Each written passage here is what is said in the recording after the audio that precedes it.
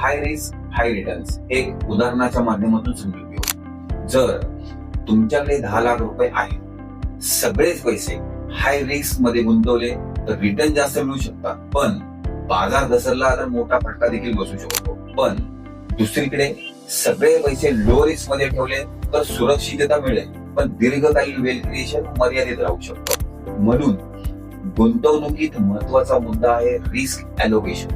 आपले financial goals, वय, उत्पन्न, जबाबदाऱ्या आणि रिस्क घेण्याची क्षमता यानुसार पैसे वेगवेगळ्या प्रकारच्या गुंतवणुकीत विभागणे गरजेचे आहे.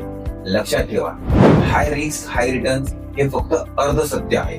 Right amount in right risk हे पूर्ण सत्य आहे. कारण गुंतवणुकीत फक्त रिटर्न्स महत्वाचे नसतात, तर त्या रिटर्न पर्यंतचा प्रवासही सुरक्षित असणं तितकंच महत्वाचं असतं.